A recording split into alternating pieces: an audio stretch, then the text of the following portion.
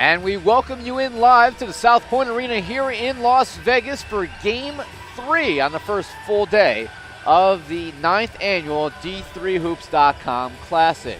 I feel like yesterday was a pretty darn full day, man. Well, not to jump on you right out of the box. You got 6 games today, Pat. We had 5 games yesterday. 5 is a pretty full day. I think 6 right there is as many as this arena will allow. Supersized day. All right, we'll say day 2. Today is the supersized with Fries Day. But either way, it's Ira Thornton, Pat Coleman, as we bring you our 3rd women's game of the day. The Willamette Bearcats coming at 4-6 overall. Ohio Northern, the Polar Bears, they are 7-4 overall. Both teams victories yesterday on the almost full day one of this tournament, the 9th annual D3 Hoops Classic. And let's take a look at the starting lineups first for Willamette. Damn it. Willamette, they come in again with the 4-6 record. Good win yesterday over Stevens Point, 70-66. And we take a look at the starters for Willamette. And they're going to be playing with a short bench today because they only have 8 players dressing. Drew Farmer had already been out coming into the tournament. And Kaylee Vickery was injured yesterday. She's out today. So just 8 dressing. And starting today at guard, you got Cassian Hopkins, junior guard out of Connell, Washington. Amanda Carpenter, number 10, sophomore guard out of Beaverton, Oregon. Morgan Yamoni, she's a 5'7" freshman forward out of Moses Lake, Washington. Brittany Kokendurfer, a 5'10" senior guard out of Klamath Falls, Oregon. And 6'1" junior forward Elizabeth Logsden out of McMinnville, Oregon. They're coached by Peg Swayeninner in her 7th season, leading the Bearcats out of the Northwest Conference. They are 4-6 on the year. For the Polar Bears, coming in now with a ledger of 7-4 yesterday, or on the year. Yesterday they defeated Carthage by a score of 65-57. Another good game here at the D3Hoops.com Classic. Starters for Ohio Northern, which comes in with a much more robust bench on the year. 5'3" guard Alyssa Manley at Lima, Ohio. Or is it Lima? I actually don't know. You're the first person to ask me that. Dave didn't ask. It could be either or. I don't know. It could be like Lima? Lima, Peru. Let's say Lima, because I don't think it's like Lima, Peru. And we'll take Lima. If one of our friends out there in Ohio can let me know if we are correct or incorrect. We always appreciate some insight. Other guard is Abby Weeks, number 15, 5'9", junior guard out of Westchester, Ohio. 5'10" senior guard is number 31, Jenna Dirksen out of Beaver Creek, Ohio. And then the 2 forwards, number 33, Tori Wiss, 5'8" senior out of Ada, Ohio, which is where Ohio Northern is located. And Sydney Ward, 6 foot, sophomore at Columbus. Pat, what are you looking for in this matchup against 2 teams that came out and got a W on day 1? Well, I think it's going to be really interesting, Ira. The big question for me is, what is Morgan Yamane, the Willamette Bearcats, person who's new into the starting lineup? What's she going to be able to do? This is her first start, her first career start. She's a freshman, so it'll be pretty interesting from that standpoint. As you said, they are already pretty thin on the bench, and that's, I think, one of the key matchups is how is Willamette going to just handle that and manage their personnel. Willamette got the opening tip, missed 3-pointer by Kokendorfer. Ohio Northern wearing their home whites with their orange numbers. 3-point attempt that is off the mark by Dirksen, rebounded by the Bearcats. Kokendorfer, fantastic game yesterday, really filled the box score, had a couple of key threes, which is not necessarily her game as the as the game wore on. I'm pretty sure we'll see quite a bit more 3-pointer attempts in this game versus our last one. Amherst reaching 100 points for the first time in 7 years with a pretty resounding win against Westfield State. 3-point attempt. This one is short by Kokendorfer, and a rebound by the Polar Bears. I'm perfectly happy for them to continue to be scoreless, as I have to find out where the scoreboard operator tools are here in the production. One of the control panels. That 3-pointer is good by Manley. Keep clicking through. What's one of the control panels? I thought I went through all of them. Oh, it's got to be there. This is the first year I could actually help you with this, because we are now a production truck school in NJC, and that's because of McHugh. Dave McHugh, who's finally off a game, finally getting a break here. Yeah, exactly. He's kind of given me a lot of guidance, and he knows his stuff when it comes to the production. Pickoff here by Weeks. And Weeks' three-point attempt way off the mark. I thought the piece of a shot there by, I think it was blocked there by Carpenter. Either way, stepping out of bounds was Willamette, and it will be a fresh 30-second clock here for the Polar Bears' first sub of the game, and we will see Avery Mickelson check into the contest. So another chance for Polar Bears, short jumper, pull up short, and a rebound here for Amanda Carpenter. Carpenter bringing the ball up the floor. Willamette from Salem, Oregon. One of the closer teams to this tournament here in Las Vegas, being out of Oregon. And that one is picked off, stolen by Weeks. Weeks, strong to the rim. I didn't think Weeks more than 5-0. Weeks had some strong points yesterday too, right? She had a pretty good game. I just said at points where maybe she had not been as much involved in the game. I can't add to the score, Dave. I don't have that. Oh, there's more control panels off to the left. Great, I can do from here. There's many things of control here, Pat. This is high-tech stuff. I understand that. Our producer extraordinaire, Dave McHugh. And it will count as Kokendorfer, as the shot clock is winding down, takes it to the hole, and she'll go to the line with a chance for a three-point play. First points for the Bearcats. They will sub here. Kokendorfer leading scorer, leading rebounder. We talked with head coach Peg Swadner after the game yesterday. She talked about how much she is really looked to and relied upon by her teammates, and as a senior and someone who started her basketball playing career at a higher level at Division I Idaho State. She's definitely somebody who they are going to need quite a bit today, especially once I say it again, a little bit shorthanded.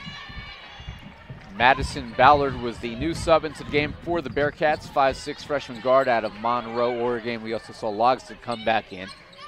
Three-point play is successful, and an early 5-3 lead for the Polar Bears. A little miscommunication there on the pass. Now I can watch the game instead of trying to figure out how to run production truck. I love, honestly, this is so much better than what we replaced it. Well, I had been using Wirecast. That pull-up jumper is nearly lodged against the rim there. No good by Manley. It will be Willamette basketball. We had been using that too. I just wasn't going to mention them badly. Listen, Wirecast had its pluses, but I have become a big fan of production truck, and I had used it maybe, 7 years ago when it first came out. It was all right early on, but with the tweaks that they've made, and they've made it so user-friendly, so many options. And, we've gone at my campus from barely being able to stay on the air, now that I actually have a budget with a Mac and stuff like that, to having a 3-camera shoot, and that's all in 1 year. So there's options out there now to watch good college basketball no matter what level you are. You don't have to have an ESPN truck on your campus. That shot is blocked there, but another chance here as a rebound by Logston. This shot is good. Madison Ballard, nice shot there in the corner. Played a key role off the bench. Anybody who's healthy and capable of playing is going to have to play a key role off the bench today. And as you say that, Avery Mickelson comes over. She will check in just a moment. That layup attempt no good, and pounded against the floor there by Kokendorfer, allowing her teammate to get the rebound. On the right side, it's Hopkins. Swings it to Kokendorfer. Like you said, she's going to be the one carrying the heavy load. Nice move in the paint. Kicks it out. Three-pointer is short, but a rebound here by Logston. Another chance. That one, the pass is batted away, and Ballard is able to come up with it. Hopkins forced into the starting point guard role yesterday after the injury to Farmer, so she was playing a new role yesterday. Just lots of stuff in flux in that lineup. Weeks, and she scores inside after a turnover by Willamette, and Ohio Northern back with a 1-point lead, 7-6. Weeks with a pretty strong game yesterday. Alyssa Manley, the other starting guard for Ohio Northern, couple of key three-pointers down the stretch. Emily Brock came off the bench and poured in 4 threes and a pretty good game herself. And that'll be an offensive foul on Hopkins. That's her first foul of the game. And we'll see some subs for Willamette, Carpenter, and the aforementioned Avery Mickelson, 6-foot freshman out of Ephrata, Washington. Ohio Northern also has a couple new players in the game. Emily Brock, a 5'6" sophomore guard of Akron, Ohio, number 10. And also coming in was Alyssa Staller, a 5'10" freshman out of, Lima, Ohio. Yeah. So we'll see how incorrect I am there. Yeah, and Jacqueline Yankel and Emily Mesher checked in as well. Pretty much a whole new lineup here for the Polar Bears. Yeah, and all the preparation we do to do these games, and again, there's 16 teams, so there's only so much prep you can actually do. There's 18 teams, man. There's 18? There's 18. There's 18. Where did the other 2 come from? I lost count. Emory, Virginia, or Spokane, Washington. I'm not sure which 2 you're missing. That might be 2 teams I didn't prepare for then. Well, yeah, they play each other after you leave, so that's our Sunday game. There we go. Well, Linfield I didn't prepare for because I will not be here to see them, unfortunately. Yeah. I have to go back to do the Giant Cowboy game on Sunday. That's a thing. Hey, I'm a Giant fan too, so that's worst ways to make a living. You're Giant something. Well, they're not really having a playoff caliber year.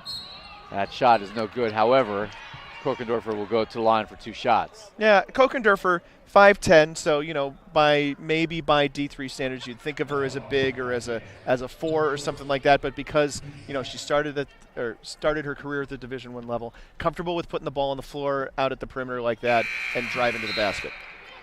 Logsdon will come back in here for the Bearcats. As I was mentioning that, all the prep we do for these teams, and you work on pronunciation. Some of these teams we have not seen before at all. But you don't check the hometowns sometimes. Oh, I try to now, yeah. And I'm going to have to make a point of that going forward. Some of these hometowns are, you can't just assume it's said one way. Because it could be one way in Lima, Peru, and it might be Lima, Ohio. And Cairo, Texas. And Buena Vista. Oh, well, yeah, so it's not Bowdoin? It's not Bowdoin. Oh, man. It's not Bowdoin either. I have to fix my, my name chart. It's not Gustavus Adolphus. Traveling violation on the rebound there by Mesher, so it'll go back to Willamette. And we made a couple of mentions of Willamette being shorthanded today. One of the specific reasons, of course, is that Kaylee Vickery, who started yesterday's game in the first game of the tournament against UW-Stevens Point, got a hairline fracture of her elbow. She hit the floor pretty hard late in the game. Somebody came in to shoot her free throws, and she did not return, and she is not dressed today. If you see them pan past the Willamette bench on the other side, you'll see her with an arm in a sling. Yeah, that's an injury that's potentially a season-ending injury, depending on the severity of what they see in the X-ray. Now, unfortunately, I've experienced with that. My son, he's now a sophomore in high school, right before his freshman year in an AAU game, went up to try to block a shot on a breakaway, dislocated his wrist, broke his ulna, all on one play, and he was done for about 4 months, knocked out his freshman football season, and really never recovered in time for high school basketball, quite frankly. Freshman year was, not nowhere near full strength, so depending on the severity, those arm injuries can be very tough to recover from. I was glad I had health insurance that day, that's for sure. Logsdon inside. And a rebound here by the Polar Bears. A 7-7 game with under 3 minutes to go here in the first quarter. We are live in Las Vegas, Ohio Northern against Willamette. And Willamette's another one of those schools that, hey, if you don't know the pronunciation, you never ask. That's right. I think some people probably think it might be Willamette. But Chris Sabato, who works at the university, reminded me years ago that it is Willamette, damn it. And between him and Robert McKinley and Kenny, I've never made that mistake again. Yeah, exactly. If they go ahead and say it, and they do, and I've heard that too, I think it's okay for us to say it on the air here. Logsdon going to the rack, and she'll go to the line. Logsdon, a 7 of 16 foul shooter coming into the weekend. the junior out of McMinnville, Oregon. That's where Willamette's arch rival, Linfield, calls home. And the first shot is good. Linfield being their next opponent after this game today. They'll head back to Oregon and a few days off to ring in the new year, and they will jump right into conference play with games against Linfield and Pacific Lutheran next Friday and Saturday, and then Pacific and Puget Sound. As we get into the second half of the year, and pretty much common throughout the country, majority of the teams will be playing universally only conference games from this point out. Maybe a non-conference game sprinkled in here or there, but when it comes to the second half of the year, it's going to get crunch time before we know it. Yeah, and in that Northwest Conference, too, you see they're playing back-to-back days on the weekend, too. So you got to have depth, which is something right now Willamette is going to have to figure out how to deal with. And an illegal screen there. I believe it was on Mesher. And it is, so that will be a turnover on the Polar Bears. 9-7 lead, low scoring first quarter here in Vegas. Fourth team foul for Ohio Northern here in the first period, so Willamette will be in the bonus here for the final minute 54. Not great shooting numbers thus far. The Polar Bears 23.1%, and Willamette not much better, 28.6%. Each team not shooting great from three-point range either, as you would imagine, but go inside, and that is 2 points there for Logsdon. And Willamette's lead up to 4. That's the largest of this early game. We've given Kokender a lot of attention here at this tournament because she does a lot of things. And Logsdon is maybe a little more quiet, but obviously everybody has to be on the top of their game for Willamette today. Giveaway here. And with a shade over a minute to play, we'll see if the Bearcats can expand this lead a little further.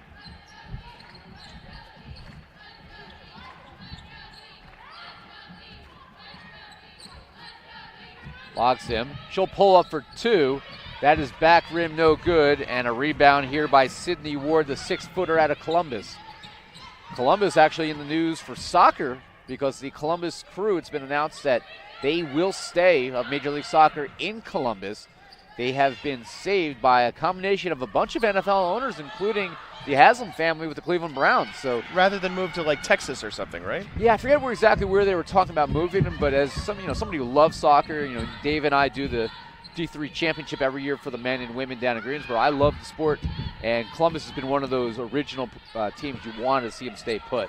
That three-point attempt is no good. So really interesting to see the NFL ownership step in. Nice giveaway at midcourt. 10 seconds left. Good pass up the floor, and converting is Hopkins. And the Bearcats have a 6-point lead. 3 seconds to go. Ohio Northern is able to get the shot off, but they draw the offensive foul as time expires. Jacqueline Yankel with the offense. And we have come to the close of the first quarter here at South Point Arena. 13-7, Willamette in the lead. We'll take a break. Catch you up on some stats when we come back. It starts right when you hit the court. You imagine your finest moment. The game-winning shot that gets you to the dance. A monster dunk or no-look pass. And cutting down the net. Sports lets us dream of our own success and prepare us for our finest moments on and off the court.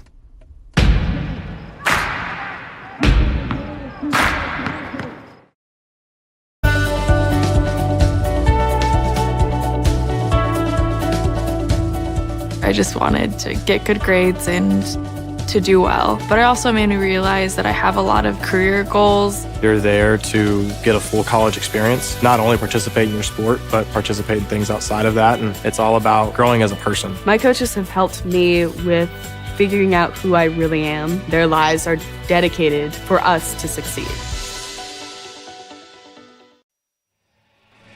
Back out here at the D3Hoops.com Classic, and Ira's going to tell us what we missed. Well, you missed the final 0.4 of a second because after the foul, they put a little time back on the clock. And that's all right. Basically just inbounded the ball. So when we went to break, no Heidi game or anything. Nothing happened while you were away. but they did put a little bit of time back on the clock. 13-7 is your score at the half, and Ohio Northern. All right, not the half. Oh my! 3 years of this quarter nonsense. I'm not. You're I'm not a quarter guy? I am not a quarter fan at all. I am more of a traditionalist. I think quarters is high school. I love the fact that you have the halves in college, and I was not a fan when they switched to the quarter system. I'm learning to live with it. Sort of like when my wife makes a decision around the house and, I get outvoted. I learn to live with it. So that's what I've done here. At the end of the quarter, Ohio Northern shooting just 3 of 15 overall. Willamette a strong close to the period, 4 of 11 now. Still not in great territory, but better. I am learning to love it. I like the 4-quarter system, and I wish the men's game would adopt that as well. I think it actually makes the game longer, quite frankly. I don't know if it does or not. And, of course, it's different with media breaks, right, everything. But here we don't have those. D1, it definitely makes the game longer from what I've seen. Yeah. Maybe not so at the smaller school level, but unless you have the media timeouts. But, yeah, you know what? Give me time. I don't love the timeout 28-foot line thing, though. Jump shot is no good there by Dirksen, but Ohio Northern with another opportunity. She thought about a 3, decides to pull it out. Ohio Northern tried a couple of different combinations in that first quarter to try to find some offense. That short shot is short, and a rebound here. Kokendorfer, who else? Kokendorfer in the first half, 4 points, 2 rebounds. But she had the ball in her hands a lot more than the box score could ever tell. Swings it, right side, 3-pointer. That is short by Ballard. And Ohio Northern quickly in transition, Weeks with it. 3-point attempt is good by Wiss. Wiss is a name we did not call a whole lot yesterday in that game and that win against Carthage. Now Wiss with her first points of the game. That's actually her first shot of the afternoon or evening if you're still on Eastern time zone. Actually, not even. It's not Eastern. It's only 5:21 Eastern. Well, as that ball is tipped away, last touched by Ohio Northern, so Bearcats will maintain possession. I'm still trying to get my body adjusted to Pacific time zone. And before I know it, I'll hop back on a plane and head back east. Yeah, almost I would just say don't bother to get adjusted. Should we just stay up the whole night? You'd ask Dave if that's effective or not. That shot is short there. Nice by block there, Kokendorfer. and a block there by Ward on the putback attempt. And Ohio Northern on the right side. They have not been playing much on the left side here in the last few minutes. And an offensive foul here on Ward. And she was in disbelief. We'll see a substitution here into the game. Casson Hopkins coming back in for number 22, Morgan Yamone. Yamane. I can't even pronounce that correctly. I've tried multiple times. They're trying to steal a couple minutes right now with Avery Mickelson. She was the one who had her putback attempt blocked a couple of minutes ago. That's a 6-foot freshman who hasn't gotten a ton of playing time this year and is getting pressed into service this weekend. Running right-handers short, and a rebound here by Wiss. Ohio Northern, one possession game right now, trying to get back in after trailing by 6 at the break. Losing the handle, Ward has to kick it out. 3-point attempt, that ties it. Another 3-pointer, this time by Dirksen. And Ohio Northern's hit 2 3-pointers to get going here in the second quarter. After being just 1 of 5 through the first period, it's 13 all. Dirksen, the leading 3-point shooter on the team, coming into the weekend at 38.3 points, or 38.3%, and you can see why right there. Hopkins, that one in and out. And Ohio Northern with a chance to take the lead for the first time since early in the first quarter. Hopkins started hot from the field yesterday and then really cooled off. Ohio Northern, that one is off the mark. Loose ball on the floor, scooped up here by Willamette. Korkendorfer with it. That one is well timed by Weeks, and she has all day to convert this one. Yeah, Weeks right there. Knew where Kokendorfer was going with the ball. Kokendorfer, maybe not necessarily a lazy pass, but not a super intentional pass, right? Just kind of underhanding it to her teammate, and Weeks could see that coming. And Ohio Northern has scored all 8 points so far here in the first 3 minutes, 17 seconds of this third quarter. And that will coerce Willamette to call their first timeout here. 3 of 6 from the floor, 2 for 3 from downtown. Both these teams well coached and veteran coaches. Michelle Duran for Ohio Northern in her 18th season at the helm of the Polar Bears program. And they are 7-4 on the year. Paige Swadener in her 7th year in Salem, Oregon. When you see with these programs that have some more established leadership, pretty much you get better result on the floor. I think Swadener, although you use that timeout for momentum purposes and just to fix the stuff, a lot of stuff not working this quarter, but she's also gonna probably have to use some of her timeouts just to get her players off the floor and get her players some rest. Remember, you get one less timeout in the women's game now in this new quarter system, 5 with the women, 6 with men. Something else you have to get used to sometimes, remembering the timeout situation. Just 3 to shoot. Corkwinder for 3, that's off the mark. Good job boxing out here by Dirksen. Polar Bear rebound, and they have the ball up by 2. Yeah, nice job tracking down that board. I feel like it's been like a year since you and I did a game together. I can't imagine why that would be. That shot is off the mark there by Dirksen. And it's not an offensive possession you want to see if you're Michelle Durand, right? It's a one and done. It's not a particularly high percentage shot. It's a long 2 if you're someone who doesn't like long 2s. You want to get that offensive rebound if nothing else and get that second chance. Dave's heading to Steak and Shake. Oh my God, so many options. Tell him to get me a steak and no shake, thanks. I'd like maybe you call play-by-play and I will handle the lunch order. Nice 3-ball there in the corner by Hopkins. Hopkins with the answer. First points of the second quarter here by Willamette, and they have a 1-point lead yet again. Inside move, Ward, that is in and out, battling for her own rebound. And she steps on the baseline. We'll have 3 subs here for the shorthanded Bearcats, as everybody's going to see some time today. Number 3, Lucy Morrill is into the game for the first time. I don't think I've said her name before. 5'7" junior guard out of Seattle. She played pretty well yesterday off the bench. Mickelson also back in, number 12, along with number... Let's check in. There's number 10, Amanda Carpenter, I think, came out for a moment. She's back in. Jumper from the right of the lane is good by Yamane. I have to say with a non-Jersey accent, I had to adjust there as we got to the second quarter. Off of the foot. I think that was off of the foot of Brock. And turnover on Ohio Northern.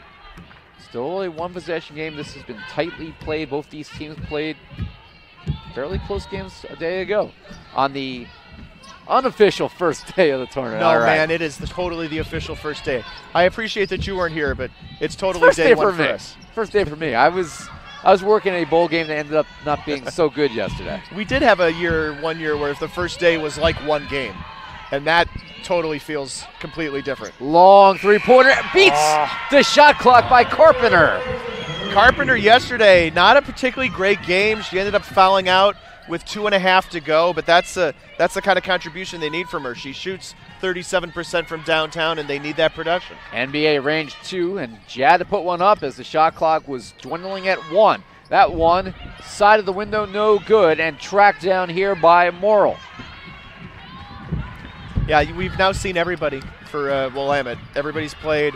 Everybody's gotten their name called a couple times. That is, those are the 8. We've even said Chris Sabato and Robert McKinney. That's right, exactly. That is true. And that is a backcourt push there by Weeks. And got to give love to our 2 athletic communication friends up there in Salem. I feel like I have to apologize to Chris Sabato for having essentially only 1 camera on this. So Dave is my technical advisor for the majority of what I do, him being in Maryland, me being in Jersey. But Chris is unofficially my West Coast advisor. He has helped me out with more audio issues and camera connection difficulties than any SID in the country. Well, and I see they've done a lot of good work out there. Oh, they do fantastic work. And, you turn to people when, you're friends with them, of course, so you have that relationship. Lodged in there for 2. Yeah, get that one off the window. But, people over the years, as you get to know them a little bit more, you get impressed with their work. And Chris has always impressed me with what he's done up there for the Bearcat program. Former track athlete himself. That shot is good, and we go back and forth here, and Ohio Northern trailing now 23-17. Emily Mesher with the bucket there. 3 minutes under to play here in the first half as we are live at the South Point Arena in Las Vegas, our third women's game of the day. There are 3 more to go. 3-point attempt. That one is good. Knocked down by Morrill. Man, that's an impressive look right there. Morrill hadn't made a 3 coming into the tournament. And Willamette has opened up after being down. They are on a run of their own. They are on a 13-2 run right now to open a 26-17 lead. Pull-up jumper, that rattles in for Dirksen. Willamette, though, now 3 of 10 from 3-point range, 2 of them coming in the last few moments. I think what you're seeing here, though, is Michelle Durand, a veteran coach, I think making a really good decision, not taking a timeout, letting her players figure it out on the floor.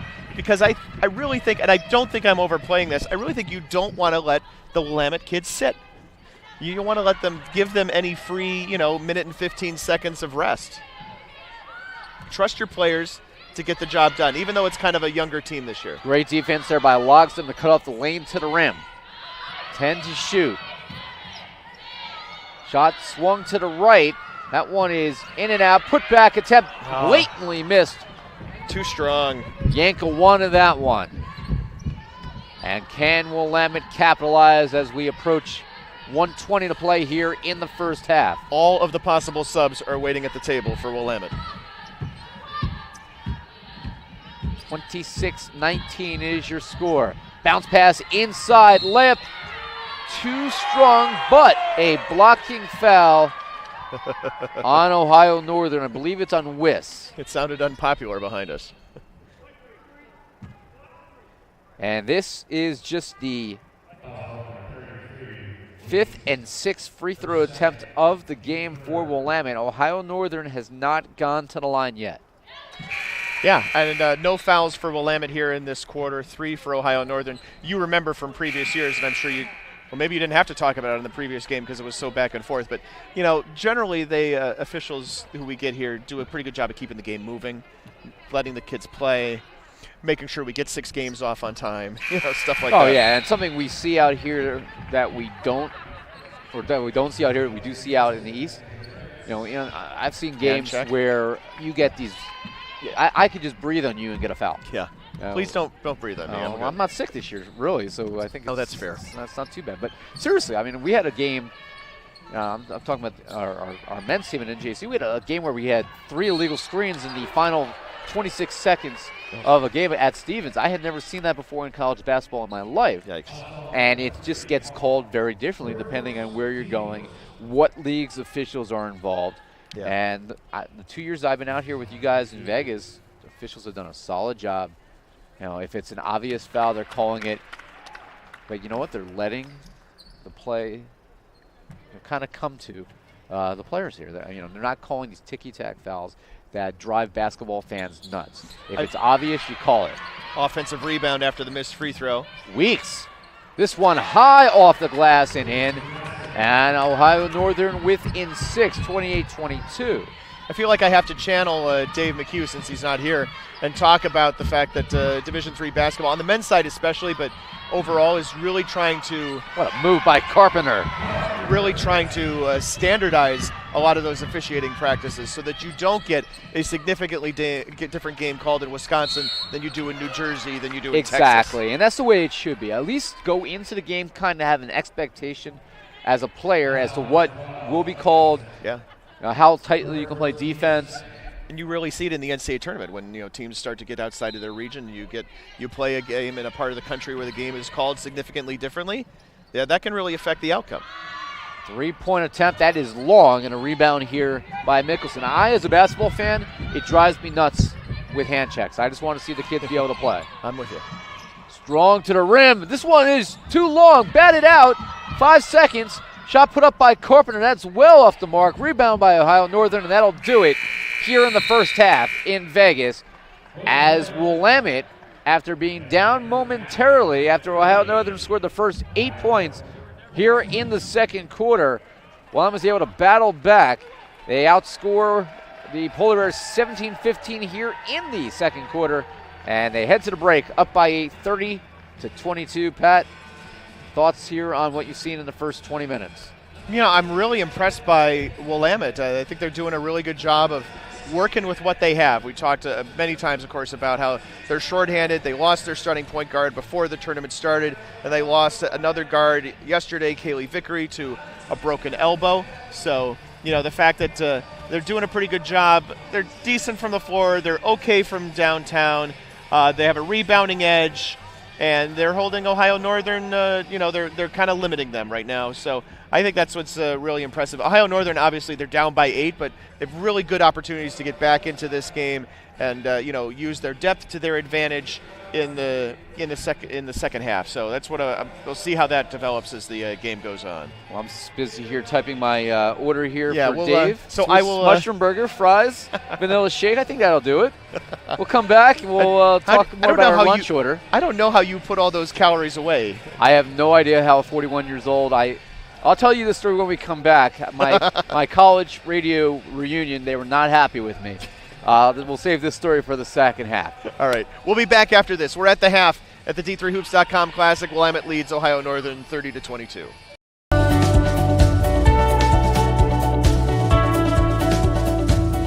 I just wanted to get good grades and to do well. But it also made me realize that I have a lot of career goals. You're there to get a full college experience, not only participate in your sport, but participate in things outside of that. And it's all about growing as a person. My coaches have helped me with figuring out who I really am. Their lives are dedicated for us to succeed.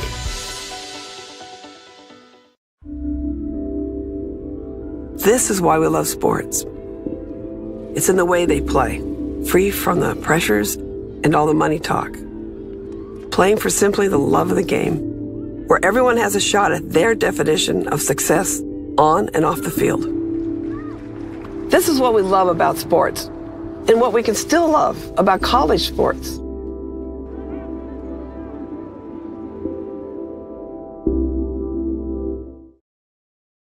My name is Marcus Walker.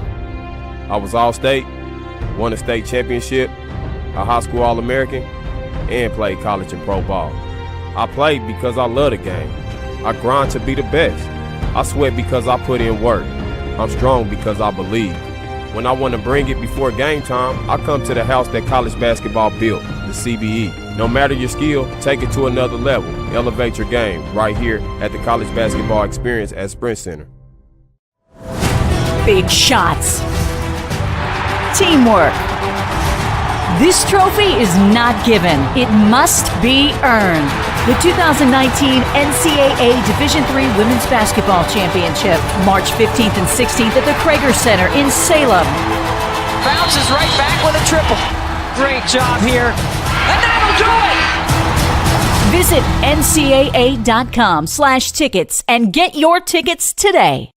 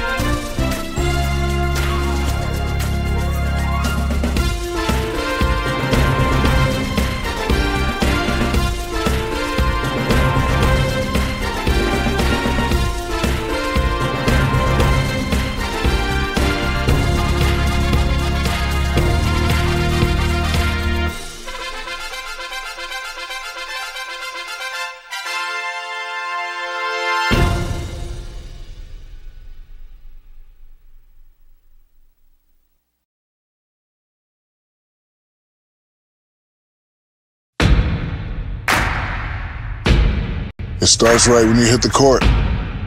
You imagine your finest moment. The game-winning shot that gets you to the dance.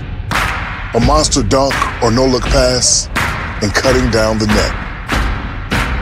Sports lets us dream of our own success and prepare us for our finest moments on and off the court.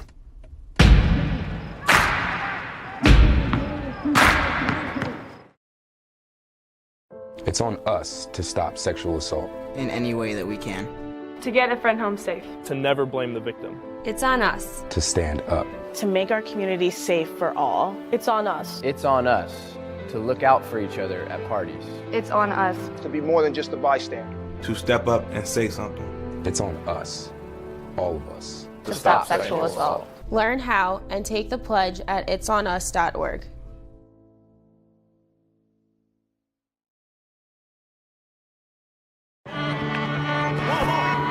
I coined my definition of success in 1934. My definition of success is peace of mind attained only through self-satisfaction in knowing you made the effort to do the best of which you're capable. It's like reputation and character. Reputation is what others perceive you to be. Character is what you are.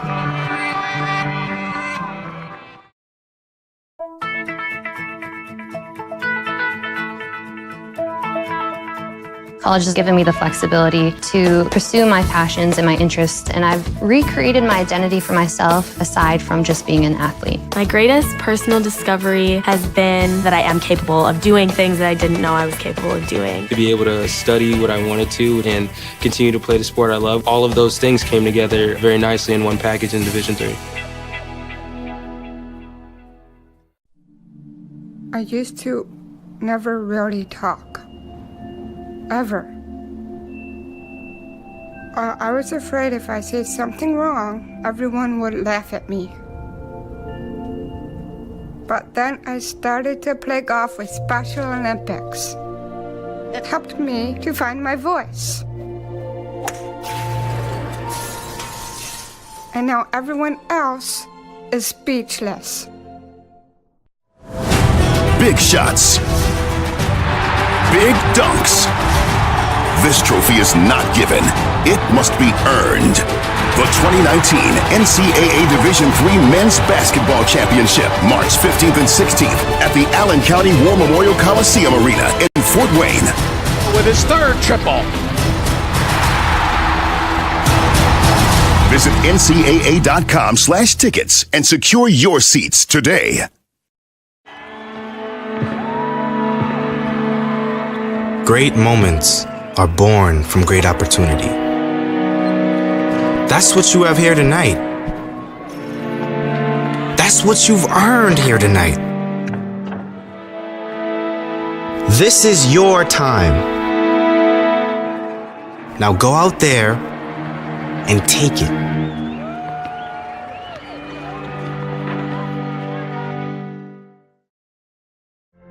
Football has taught me a lot throughout my life.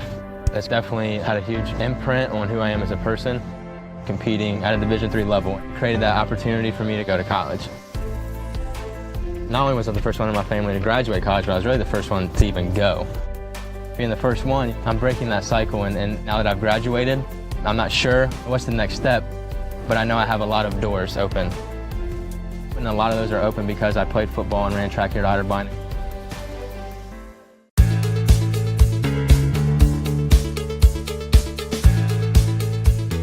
Being a part of the different activities and organizations that I've been a part of, I'm actually able to see myself where I'm like, hey, I actually can make a change. I'm one person that can make a difference. Division III has helped me to develop teamwork skills, critical thinking skills, time management skills. It's not just about basketball, or it's not just about school. It's about developing yourself as a person altogether.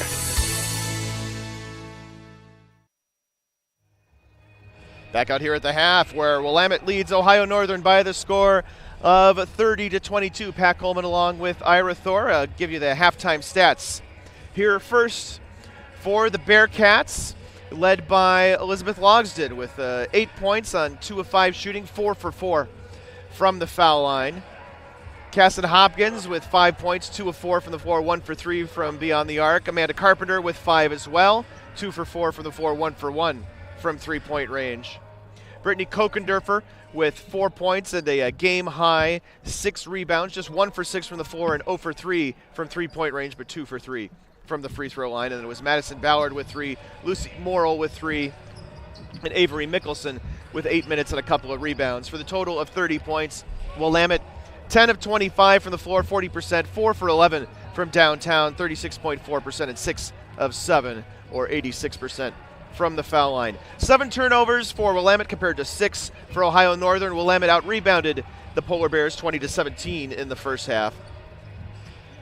And the Polar Bears were led by Abby Weeks with a game-high 9 points, 4 of 7 from the floor, 1 for 2 from the free throw line. Jenna Dirksen with 5 on 2 for 6 shooting, 1 of those from three-point range.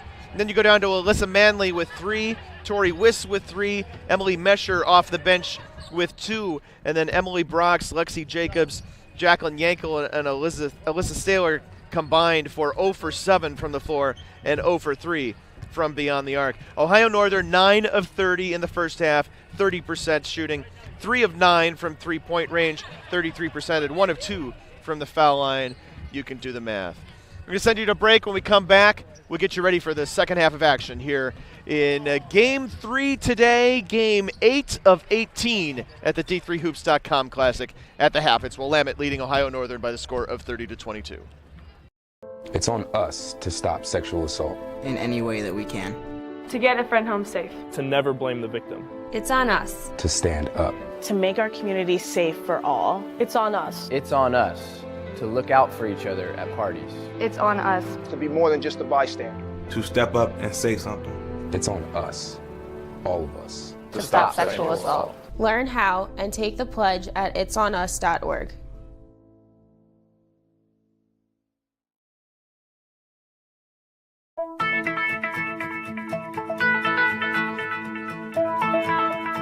College has given me the flexibility to pursue my passions and my interests, and I've recreated my identity for myself aside from just being an athlete. My greatest personal discovery has been that I am capable of doing things that I didn't know I was capable of doing. To be able to study what I wanted to and continue to play the sport I love, all of those things came together very nicely in one package in Division III.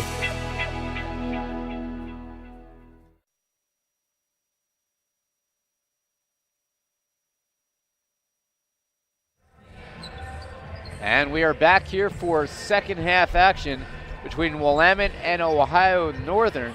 If you missed our last game, it was a historical game because Amherst set all kinds of records. You know, for their first 100-point game in 7 years. Most points by a player in D3 Hoops Classic history. Hannah Fox, 5 records set or tied in that game. I did find out from talking and emailing Craig Kaufman, the Athletic Communications Director at Amherst. He did a little bit of research. And the previous record for Amherst as a school for points in a game was 37. Hannah Fox had that in the third quarter alone. So not only is her 43 a D3 Hoops Classic record by 12 points, it is an Amherst school record by 5 points, or 6 points. 37, yes, 6 points. It's only 43. So that's what we saw in game number 2. Game number 3 here, we saw a tale of 2 second quarters. Before we leave the Amherst thing, those 43 points by Hannah Fox, of course, were more than Amherst scored as a team in last year's win against Trine here at the D3 Hoops Classic as well. That's a great stat right there. That was a game I actually did not call. I was off for that one, but I sat and watched the entire game anyway because I was just kind of fascinated with what both those teams are going to be able to do, and it lived up to its billing.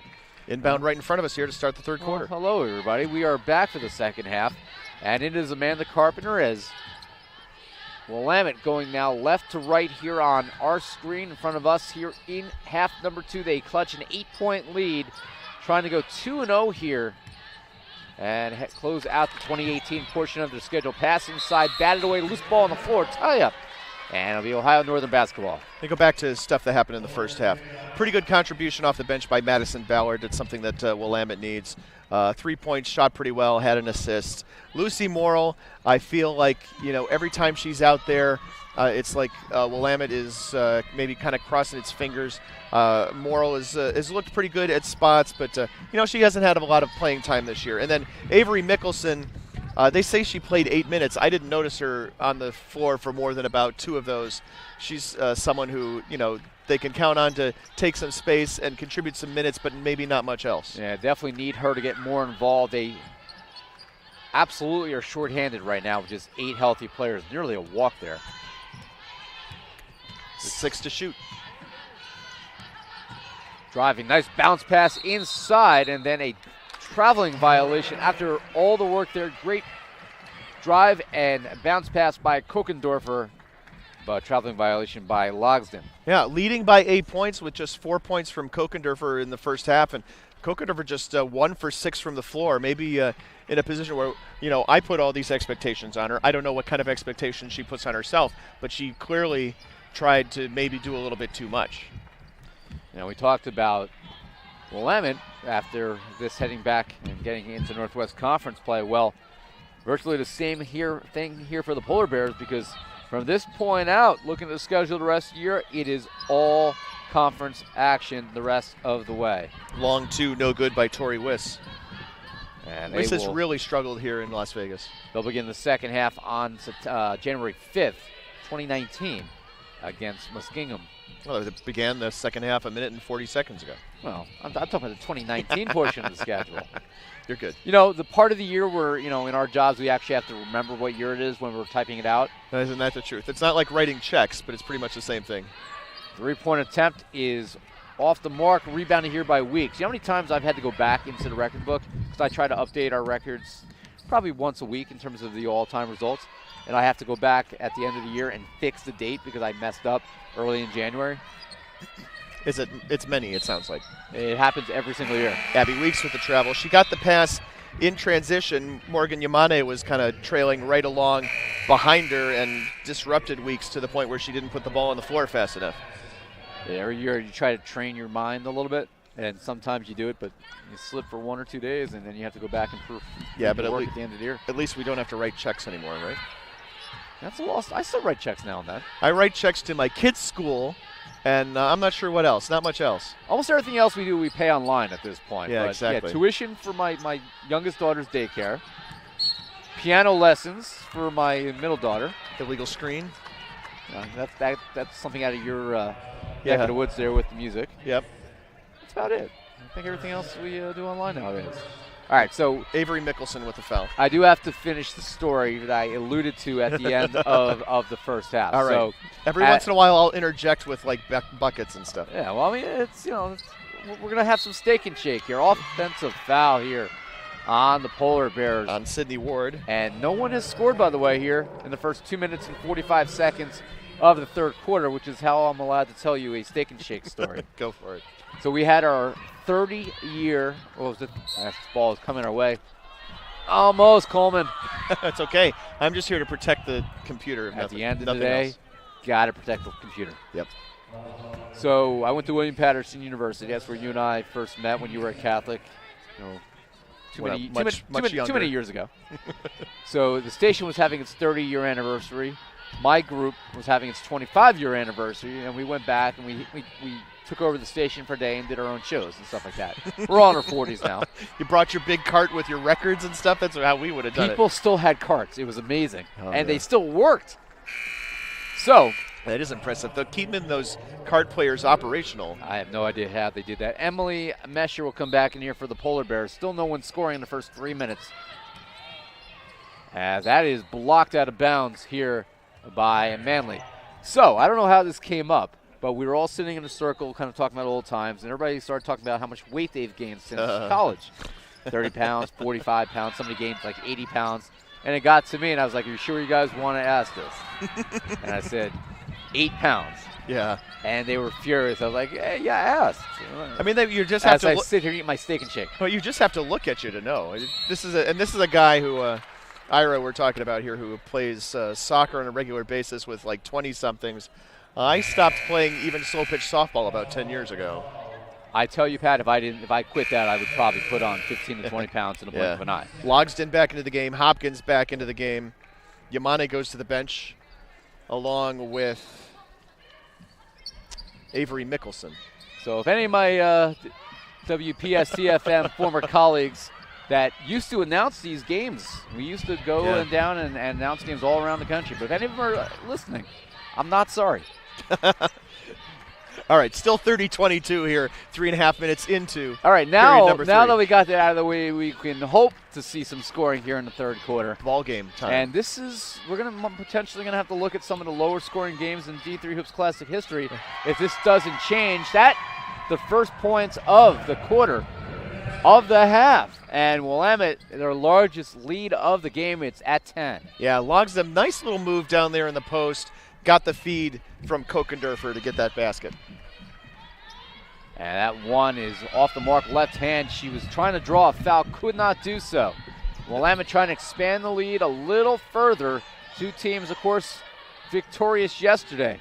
Some of those things were working for ONU yesterday against Carthage. That one is short. This ball picked up here by Manly. Ohio Northern needs to find the way to get some offense going before this game gets out of control. They will bring in 3 subs during the next timeout. If there's one way they're going to be able to outman Willamette today, it's with fresh bodies. Three-pointer, good. Knocked down here. And Ohio Northern on the 3-point by Dirksen. The first points of the half. It won't take long to get past the point where we surpass the lowest scoring game in Classic history. It is still that 41-36 Amherst Trine game we keep referencing, because Amherst played in one of the highest scoring games in tournament history earlier this afternoon. That really was the lowest scoring game ever, 41-36? 41-36. Wow. Lowest score by a winning team, lowest combined score. Wholesale changes here for Ohio Northern and for that matter, Willamette. The maximum number of subs is 8 today, and we just had it once again. 4 in for Ohio Northern. They bring back in Yankel and Staller for the first time here. Brock is back in as well. Along with Lexi Jacobs. I don't think I've said her name before. 3-pointer. That one is off the mark. Ohio Northern touch it. Gathered here by Yamone. 3-pointer. And this time knocked down by Kokendorfer. There you go. Kokendorfer finally getting one of those shots to fall. She had 2 key ones back-to-back in the fourth quarter yesterday in the comeback against Carthage. I don't know if they were part of that 13-0 run to end the game, but they were really big shots in big spots. And the lead is back up to 10. Of course, a 65-57 win yesterday over Carthage. Left-handed layup is in and out. And a rebound here by Avery Mickelson, fresh back into the game. Nice move by Mesher, just couldn't get the finish, couldn't get it to fall. In that win over Carthage yesterday, it was a strong fourth quarter that really was what swung it open for the Polar Bears. 18-8, they outscored the Carthage squad there in the fourth quarter, and they victorious by 8. They actually trailed at the half, but was able to rally in that second period. Strong to the rim, and Kokendorfer gives Willamette a 12-point lead, and the Polar Bears are now forced into a timeout to talk this one over. It's a full timeout. We'll take a break, and we'll be back. 37-25, Willamette leading Ohio Northern here at the D3Hoops.com Classic. It starts right when you hit the court. You imagine your finest moment. The game-winning shot that gets you to the dance. A monster dunk or no-look pass, and cutting down the net. Sports lets us dream of our own success and prepare us for our finest moments on and off the court.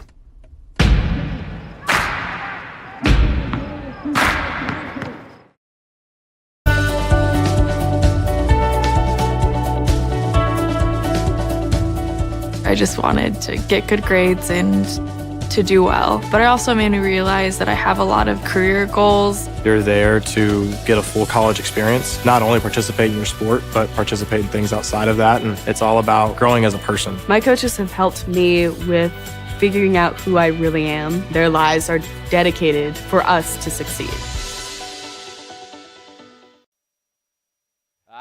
Back here at the South Point Arena in Las Vegas, the French fries and the burgers have arrived. Yeah. Pat Coleman and I are going to gain a couple ounces just looking at it. I think that's so worth true. it. So worth true. it. We're looking for one of those media timeouts here in this quarter now. Pretty good. We don't have steak and shakes in Jersey, so this is a welcome change. Left-handed layup and a good timeout here as Ohio Northern. That is Martrina Parks able to get Ohio Northern back on the board. Actually, I looked at the wrong line there. It was actually Emily Mesher. My apologies. And it's 37-27. Still plenty of basketball left, but three-pointers like that being left wide open, Willamette couldn't make it. Yeah, Carpenter has struggled. It's just not working out for her right now. Ohio Northern, that is dangerous, though. You're playing with fire, giving Willamette wide open looks like that because they're going to knock some of these down. Absolutely. I just dropped a fry on the floor. Everybody needs to know this. 5-second rule applies here. It's 3 seconds in the lane, right? It's 5 seconds in Las Vegas. In and out, rebounded by Ohio Northern. They, again, trail by 10. In and out is a different burger place, my man. Is it? Where do they have those somewhere? Los Angeles? Yeah, they have them here too, though. Oh, dude, we have to make a pit stop. Three-pointer, another long shot there. And a rebound here by Willamette. Willamette getting these rebounds is super important. They've gotten the long rebounds both on the defensive end and on the offensive end, and that's really helped them out to this 10-point lead. By the way, rebound there was by Lucy Morrow. We hadn't said her name in a while. We'll see if we get some contributions from her off the bench. She has got the ball in her hands now. Yeah. 8 to shoot. Carpenter swings it. Three-pointer is good by Kokendorfer, and Willamette's margin is 13. Kokendorfer heating up. She was basically on fire in the second half, especially the fourth quarter yesterday. Kokendorfer now in double figures with 12 points after that made 3, her second of the game. And another empty possession there for Ohio Northern. Under 2 to play here in the third quarter. Ira Thor, Pat Coleman. Game number 3 of the women's action today. There'll be 3 men's games here at the D3 Hoops Classic here in Las Vegas. Some new teams, some teams who have been here before. And 5 Ohio Northern subs again waiting to check in. 2 to shoot. Kokendorfer will have to throw one up. It is not in time. The shot it would not have counted, so I don't know what we're doing, though. We got a foul? I think there was a foul. Nope. There is a foul. And wow. Kokendorfer, I thought the shot was released kind of as the buzzer was sounding. It was close, but she draws the foul, and she will go to the line. Yeah, I would have to agree that if the shot could be released after the shot clock buzzer, but the foul could still have taken place before that. More wholesale changes here. 2 subs for Willamette and 4 in for Ohio Northern. Weeks back into the game. Ward is in the game. Jenna Dirksen in the game right now. Tori Wiss. Ohio Northern has only shot 2 foul shots all game. However, Willamette, not many more. This is just number 9 and 10.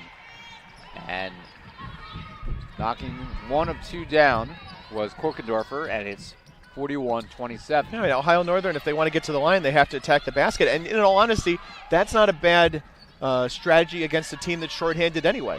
Get their bigs, get any of their players in foul trouble. Exactly, and I'm surprised they haven't tried to make that transition here in the second half. No, they don't have, big body players who do put the ball on the floor. Long so that 2, that is good by Wiss. Tori Wiss, the 5'8 senior out of Ada, Ohio. By the way, I have confirmation. It is Lima. There you go. Ohio, not Lima, Peru. Lima, Ohio. I don't think they have any players from Lima, Peru. I mean, you never know. There's got to be somebody in Ohio from Lima, Peru. That's true. I don't know. Well, when you don't know how to pronounce a town, you go to the source. You ask the parents. No. I thought you were going to say Tim Glahn, who's sitting about 4 seats to our right here. Where's Tim? Oh, there he is. I didn't even see Tim. Member of our long 3, no good with the shot clock expiring, and then a foul on the rebound. Tim, a member of our Division III football AP All-American team. Not a member of the team, all the selection committee team. Great. We don't We don't talk about that here. Oh, I'm sorry. Kokendorfer with the foul. She's going to get a bit of a breather here. Carpenter and Logsdam both in for Willamette. Hopkins back into the game. Ballard goes to the bench. I just want to let you know that I still care about Division III football, even though I haven't had a team myself in 15 years. Even though you've put together a competing All-American team, I understand how it goes. We basically just took your team and copied it. That's a joke. Or is it? I don't know. You tell me. No, ours came out a day before, so we couldn't compare notes. Maybe we should, though. You just coached straight from our all-region team, though. It could be. Jumper is good there by Weeks, and the lead is back down to 10 as we end the third quarter here in Vegas. So, in what was a very slow starting third quarter, it started to heat up a little bit as Ohio Northern, after a crucial timeout, started to find their touch a little bit. Fourth quarter action, 10 minutes to go. We'll be back after this break. It starts right when you hit the court. You imagine your finest moment. The game-winning shot that gets you to the dance, a monster dunk or no-look pass, and cutting down the net. Sports lets us dream of our own success and prepare us for our finest moments on and off the court.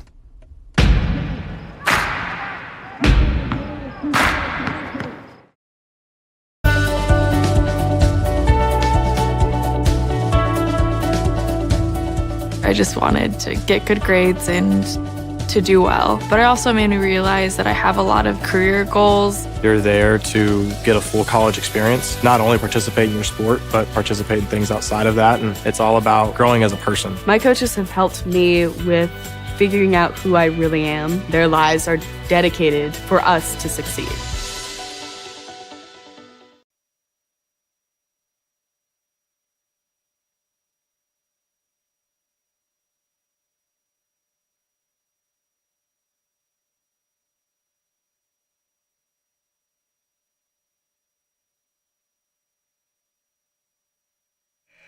And we are back here at the South Point Arena in Las Vegas, where the officials want our French fries, but we are not willing to share because it's that point in the day where it's every man for himself. Well, again, they get to work another 10-minute quarter and then go have a break. We do not have that luxury, that opportunity, that freedom. You know, I'm going to tell everybody a secret. I love French fries. That's it's hard to tell from the guy who gained just 8 pounds from college. In the third quarter, Willamette 4 of 11 from the floor, 2 for 8 from beyond the arc. Ohio Northern similar, 4 of 11 from the floor, 1 for 2 from three-point range. But it's a 10-point lead for Willamette here in quarter number 4. And that one short. Kokendorfer, who had a double-double at the end of the third quarter, her last rebound at the end of the third gave her 10, so she had 13 and 10 entering the quarter. And she just picked up her 11th rebound, and she single-handedly has helped Willamette out-rebound Ohio Northern defensively 24-15. That is suddenly becoming a big aspect of this game. 3 ball on the way, no good. Another rebound by Kokendorfer, kicks this one out. That is rebound number 12 for her, number 11 on, well, actually that's an offensive board, so throw that out the window. Quickly, foul trouble. Mickelson, one of the bench players for Willamette with 3.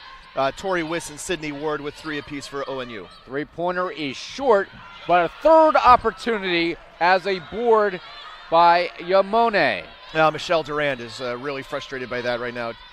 Takes off her glasses, or just red in the face. You cannot give up multiple opportunities to this team who you should be able to just press and run off the floor a little bit just because of the fact that they don't have much of a bench. I don't think it matters what level of basketball you're at. When your players don't box out and you give up that many rebounds, it is frustrating for sure. Nope. That three-pointer is blocked, but it never hit the rim, so it's going to be a shot clock violation. Carpenter's shot was swatted away. Jenna Dirksen. Yeah, but it took Michelle Durand coming over and just making big noise about it for that to actually get called. She is not happy. And momentary lapse there by the officials, one of the rare ones that we've seen today. They've done a great job calling all 3 games today. And I'm assuming yesterday as well, even though I wasn't here to witness it. It was, yesterday was a day of basketball here. And they did call good games yesterday. They called good games. Good to hear. I didn't miss much. much. I think, in a lot of those cases, as the shot is no good. And again, a one-and-done possession for ONU. But in a lot of those cases, the officials really want to keep the flow of the game going. So the shot was blocked, and if ONU had gotten the rebound, then they would have just let the game flow. So then what you got to do is when Willamette, or when there's doubt about who's going to get the ball, then you do have to blow the whistle and actually stop the game. Well, Ohio Northern still shooting under 30%, 28.2 for the game right now. What's saving them is they've hit 4 threes, but they are struggling in all other aspects of the game. Oh, Kolkendorfer just caught way out there without a good look at the basket. Now this is where Willamette is doing, of course, a really good job of bleeding 30 seconds off the clock at a time. But they have left themselves a couple of possessions in a row without good looks at the basket, and that's not the way you want to do this. Well, back-to-back shot clock violations. Just 11 turnovers so far for Willamette, 8 for Ohio Northern, so it's been very clean in that regard. Yeah, but last time down the floor after the shot clock violation, ONU did nothing. And they're just not getting good looks. They did it again, and they're not forced. They're not crashing the boards. They're not in position to get rebounds. That was a ill-advised shot kind of thrown up and relatively early in the shot clock, and just not a good look. I agree, and they're wasting possessions because of it. It's not creative basketball right now. Logsdon travels. And that's 3 turnovers in a row for Willamette. It's the only saving grace here for Ohio Northern with 7 to play. I am Ira Thorpe, joined by Pat Coleman, the executive. What's your official title now? Executive director? editor. Executive editor? Yeah, nice basket, nice little underhanded layup by Manley. Chance for a 3-point play. I'm going to give you a new title because it's your second since you took a couple years off and came back. Returning executive editor? I don't know. Executive editor emeritus. I can go with that. Let's live with that. Double emeritus. I'll celebrate that later over a steak and shake that we didn't get this time. Sure, something like that. Yeah, that one is good. So a 3-point play by Alyssa Manley out of Lima, Ohio, and could not have come at a better time for the Polar Bears as they whittled the lead to 7, 41-34. We'll take a break and be right back in the fourth quarter here in Vegas. Receive a non-athletic scholarship upon entering school. I got the presidential scholarship, which was huge for me. I think there's more opportunities for academic scholarships in Division III. I did receive academic scholarships. Just being involved on campus, being a leader, all those things combined kind of get me recognized. It's a great experience for me.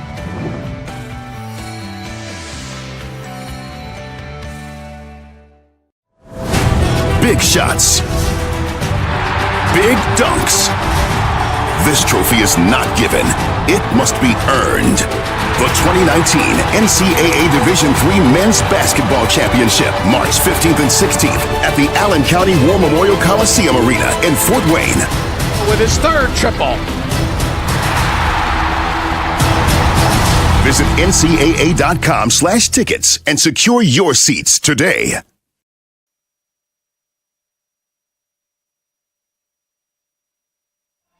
And we are back here in Las Vegas.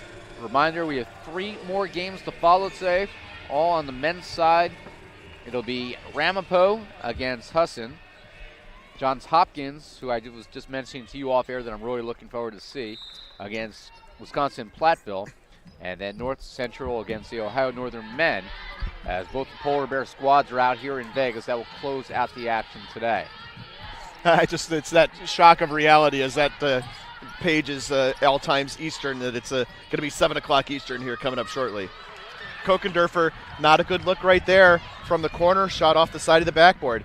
Willamette has not scored now in at least 3 minutes. We're going to have to take a look at what the actual run is, but Ohio Northern is beginning to mount a little momentum here. A turnaround layup by Emily Mesher, and the lead is suddenly 5, matching the Amherst Trine score from a year ago. Amherst, now you see got me saying that. Willamette can no longer afford to come away with these empty possessions. They got to get something on the board here. That's another wasted possession. A 3-pointer way off the mark there. Yeah, Casson Hopkins has not really found the range, found her stroke today. I was mentioning Johns Hopkins to you. I've been voting him high in the poll, even when others knocked him out. I kept them in. Yeah, they took those couple of early losses, and it's hard to figure what to make of them right now. And it's tough for me as a longtime voter, as that offensive foul. That's a really good. That is a really good job by Logsdon drawing that foul. That is not a ton of contact and not a ton of momentum or force was actually applied to Logsdon, and she did a good job of getting to the floor. Definitely sold it for sure. Yeah. Good job by her. Brock in, Manley out. No, I've been voting in the men's poll for I guess about 15 years. I haven't voted in the women's poll, so it's a little different. You don't pay as close attention because you're not responsible for a ballot. Three-pointer in and out, rebounded by Weeks. Hopkins is a team that I never punished. Even with the 2 losses, I held them in, and I've been slowly bringing them up the pole in the last couple of weeks. So first chance to see them live. I've seen them online a few times. Yeah, and exactly. Looking forward to that game later. And I haven't seen them live since Loeffler took over the program. So I'm a big fan of Loeffler from his days at Stevens. Three-pointer is off the mark there by Brock. And it'll be loose ball foul? No, just out of bounds. And this is, that was another opportunity there for Ohio Northern to cut into this lead. They have done a good job of working their way back into this, but Willamette has given them many more opportunities, and Ohio Northern has not been able to take advantage of nearly enough of them. Yamane. Jumper is good. Yamane with a great shot right there. That's unexpected, and you find her open in an unexpected part of the floor, too. And has the best look for Willamette in quite some time. That gives them a little bit of buffer room here with under 5 to play. Life is no good, but foul is drawn here, and it will send Dirksen to the line. And again, we talked about Ohio Northern not attacking the basket, not having a lot of free throw opportunities today. There is one of them. The foul is going to be called against Amanda Carpenter. Dirksen is a good foul shooter.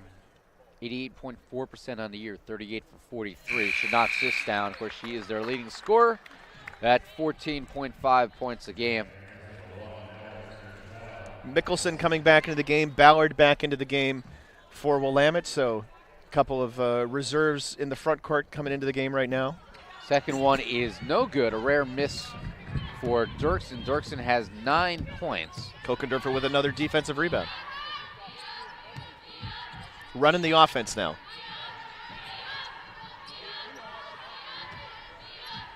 .4:15 to play. It's a 6-point lead here. Swung outside the Carpenter and picked off here. Good heads-up steal by Brock. Brock up the floor. Brock. That one looked like a little bit of piece of it by Kokendorfer. I'd agree. And that was enough to alter the shot. Can Willamette try to put up a few more points here and pull away? Or is Ohio Northern going to make this interesting down the stretch?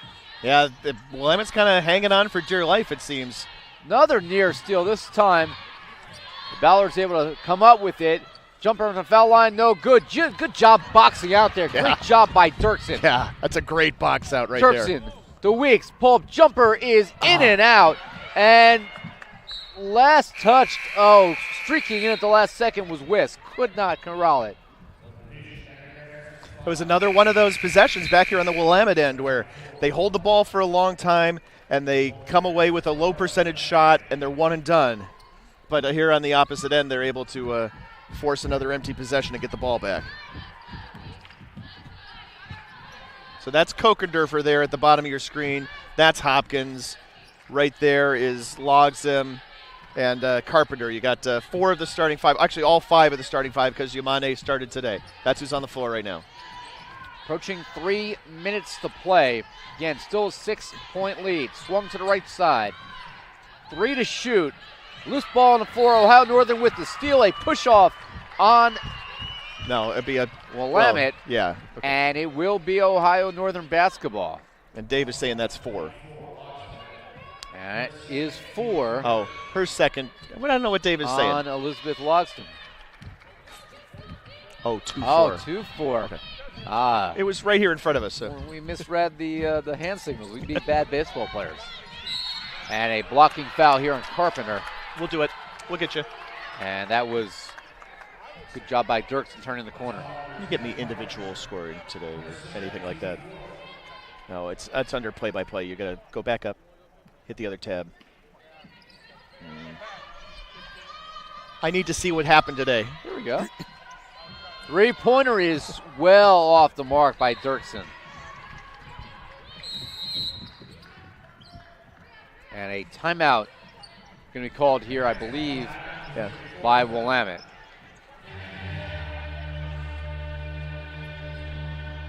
Abby Weeks with 9 points here for Ohio Northern through 37.5 minutes of action. Jenna Dirksen with 8, Emily Mesher with 4. On the Willamette side, Kokendorfer with 12 and the 10 rebounds that you already mentioned. Logsdon with 10 points and 5 rebounds. We were kind of discussing all tournament team picks. Hey, Dave, did they end up with Kokendorfer for Yeah, that's who I would pick for all tournament as well. I don't think this has been updated because Kokendorfer has definitely grabbed a couple more rebounds. Well, let's here. see what the clock and the score is. That's what I always go with. I agree. I thought we had 12 for Kokendorfer. But regardless, she would be my pick for all tournament as well. Just get to the top of the page. My first Mac. I'm still learning to use it, buddy. Dude. Hey, what's that? Let me do it for. I lost my internet connection. Lovely. Oh, no. Okay. Well, nonetheless, that is that's where I would go to. So good to hear that. The entirety of the D3Hoops.com all tournament team will be available on our website following the end of the tournament. Because this is a 4-day event, we essentially hand out one all tournament slot to each team as they leave, and then as the tournament winds down, we make a decision as to where we're going to ship that all tournament, that most outstanding player plaque. How many total will we have in the all-tournament team? I guess we'll have 10 men and 8 women, I believe. I think it is, unless it's 10 plus 1 and 8 plus 1. I can never remember. Have you guys ever add, because I've only been with you guys for 1 year, do we ever add like a bonus player here or there? We typically just order that number of plaques. So Korkendorfer, misses from the corner.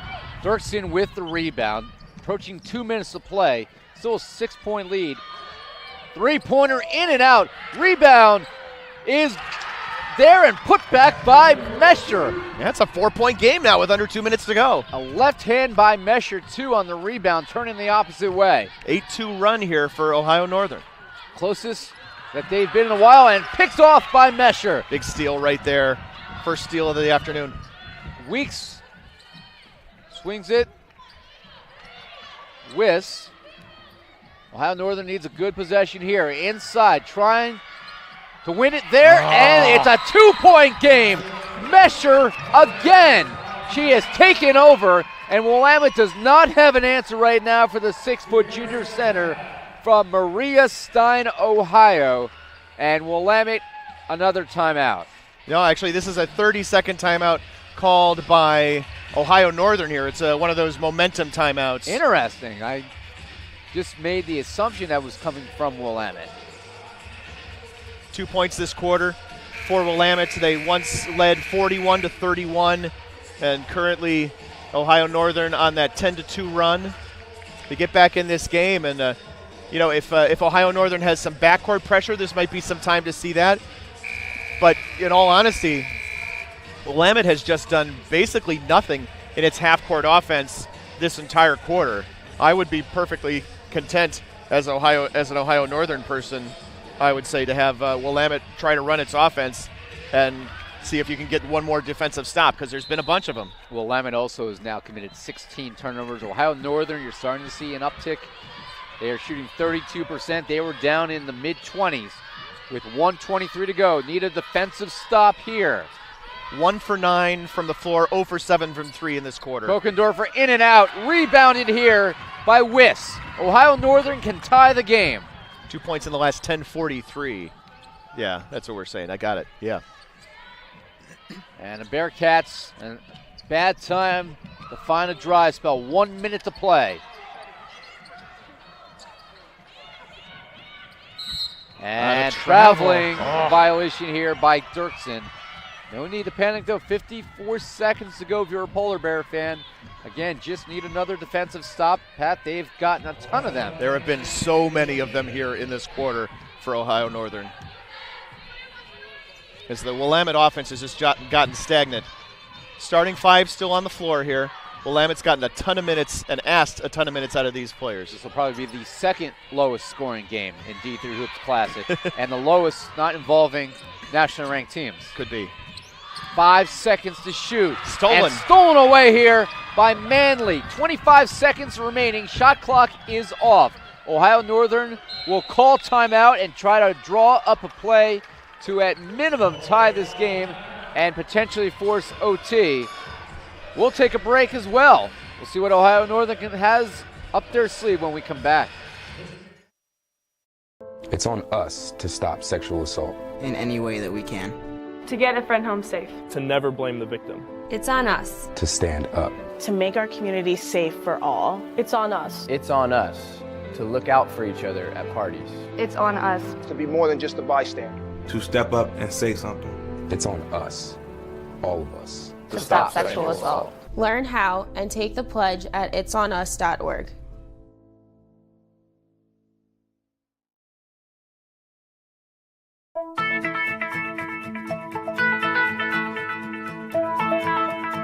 College has given me the flexibility to pursue my passions and my interests, and I've recreated my identity for myself aside from just being an athlete. My greatest personal discovery has been that I am capable of doing things that I didn't know I was capable of doing. To be able to study what I wanted to and continue to play the sport I love, all of those things came together very nicely in one package in Division III.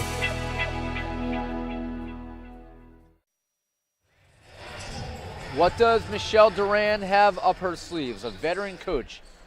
She has led the Polar Bears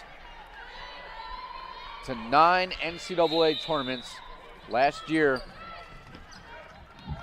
they were pretty high in the national polls all year. An experienced coach. Her team needs a basket now to tie. 7 to shoot. Inside. Looking for Mesher. In and out. Out of bounds, it will be Willamette basketball with 1:2 to play. They had the opportunity. Willamette's going to call a quick timeout to discuss what its options are, but at this point, Pat, I would just throw the ball down the court. Yeah, and you have to make sure that somebody touches it, right? You want to make sure that the clock starts. If you throw the ball all the way down the court and it goes out of bounds untouched, then Ohio Northern gets it back underneath their own basket. But I find it interesting. You know, it had been a good run for Ohio Northern here in the fourth quarter, putting the ball in the post to Emily Mesher, and they did that right again, right there, and Logsdon did as much as she could defensively against it, but it is in essence as much good defense as it was just a bit of an unforced error. And the biggest decision in this game is not using Mesher to attack earlier. You know, they started to exploit that weakness in Willamette's game as they were getting tired in the fourth quarter. And what ifs? What if they had started to try to 1:2 to go, and Willamette is, of course, wanting to move the ball up, as you do in women's basketball. And now we're going to send people back to the bench. I don't know what the mechanics are of this. Is it just assumed, or does the coach have to, or somebody have to declare that we'll move the ball up? Well, Coach Peg Swedener is motioning towards midcourt. I want to inbound the ball from here. I have my inbounder right here next to me. Please award me the basketball at this position. And so they do, and now it's a different ball game, obviously, for Ohio Northern here. You don't have to throw the length of the court. This is where Dave would have been all over this if he were calling this game. We missed on that. Well, that's the difference between the men's and the women's game now. But this makes it interesting, too. Anybody who touches the ball here in the front court starts that clock running. You almost can basically just throw it off of the shoulder of the person defending you here. You forget about that rule change, but it's an interesting one. It definitely changes the nature of this game. Yeah, it's like bringing in a relief pitcher at the right time. And that will let the clock expire. They don't even get the foul. And Willamette able to open up a huge lead in the third quarter. And despite some serious scoring difficulties down the stretch, are able to hold on for a really solid win over a good Ohio Northern program, 43-41. And Willamette will head back to Salem to begin conference play, winning both games out here in Vegas. Pat, your final thoughts on what really was a low-scoring game, but in a lot of ways an entertaining game. Man, it's just Willamette survives. That's the story of this game. They score 2 points here in the fourth quarter. They score 13 points in the second half, and they somehow come away with this win. How long has it been since Willamette scored a heck of a long time, right? Early in the fourth quarter, and just 2 points here in the final. Let's see where this is here.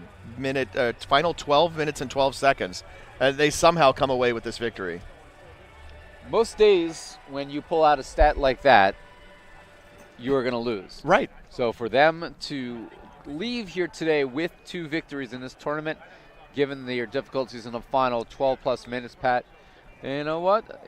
Credit. They played well enough early on to give themselves that margin of error, and Ohio Northern just didn't start attacking until it was too late. Yeah. Right. Ohio Northern did finally figure out what the secret sauce was, but they, like you said, they figured it out a little bit too late. I'm going to find out the secret sauce in the Steak and Shake burger pretty soon. Why don't you go ahead and you figure out I managed to finish my burger during the timeouts, and I will take the final stats and let you run, but I'm going to need that screen on your laptop in order to do so. But again, the final score, as Willamette improves to 5-6, they defeated Ohio Northern by the score of 43-41.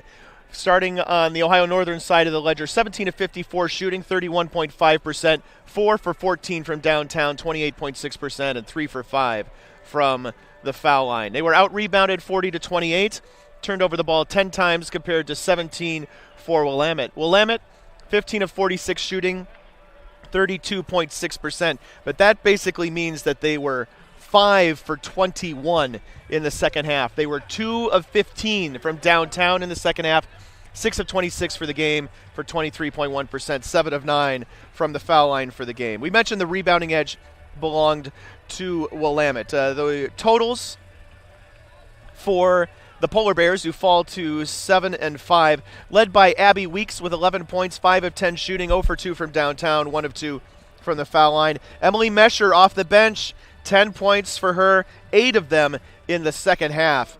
Just could not get the last 2 that would force this game into overtime. She finished with 10, 3 turnovers, and a pair of assists. Jenna Dirksen with 9, Alyssa Manley with 6, Tori Wiss with 5, and then Sydney Ward held scoreless in 19 minutes. Emily Brock off the bench after a big day yesterday, scoreless in 16 minutes. Lexi Jacobs scoreless in 9 minutes. Jacqueline Yankel scoreless at 11. Alyssa Staylor scoreless in 12. On the opposite side, for Willamette, they were led by Brittany Kokendorfer, who had the 13 points and the 14 rebounds, 12 of them on the defensive end, but shot just 4 of 13 from the floor and just 2 for 8 from beyond the arc. And she was similarly, she was actually somewhat better in the second half than the first. She was 3 for 7 compared to 1 for 6 in the first half of action. Cassid Hopkins with 8 points on 3 of 8 shooting, and then it was Amanda Carpenter with 5, Morgan Yamane with 4, Lucy Morrill off the bench with 3, Madison Ballard and Avery Mickelson played a combined 30 minutes but did not score for Willamette. And, Ira, I noticed you're not eating, so I'm going to turn your mic back on and just say that is a lot. We just talked about a lot of players who played a significant number of minutes and did not contribute in the manner of points. Yeah, with a small bench because of injuries, Willamette got production from 5. And you know what? Some days that's all you need. For Willamette, the fact that they were able to open up a 14-point lead with 1:24 to go in the third quarter and hold on to it kind of bodes well for what their future is, with some tough conference play to come up here in the second half of the season. You're looking at this again, and for Ohio Northern to be held to just those, 90 seconds left, they had a chance to tie the game and were held without a basket. Despite the fact that Willamette could not get production offensively, they were able to find a way to close the door. And those are some important lessons to learn. Even on ugly days like this where the shots aren't falling, you need to be able to find ways to win. And credit the Bearcats for being able to figure out that puzzle today. They got the Bearcats got that one defensive stop they needed down the stretch, and they got many of them, of course, throughout the game, and some of them early in the fourth quarter too. And then midway through the fourth quarter, like we said, Ohio Northern found what it needed to do, pounded the ball inside to Emily Mesher. Mesher continued to have success in the post against Elizabeth Logsdon, but in the end, just not enough. And it turns out that Willamette comes away with the win, and they get out of here at 2-0. So that is your final here in our final women's game of day 2 of the 9th annual D3Hoops.com Classic here at the South Point Arena in Las Vegas. Don't fear, we got 3 more games coming up, all men's action. The first being a team that pretty much has a condo here in the name of the school. That's Ramapo College, because they're here every year. If they don't have a timeshare, they probably should invest in one. They will open play against Husson. That is a 7 p.m. Eastern tip, but 4 o'clock out here in Vegas. That will be up first. It'll be Hopkins against Wisconsin Platteville, and North Central against the Ohio Northern men. That will close the action here today. We're not sure who'll be on the call yet for that one. Surprise, surprise. Find out at 4 o'clock when we come back. Yeah, we'll be back in just a minute. Thanks for watching the D3Hoops.com Classic from Las Vegas.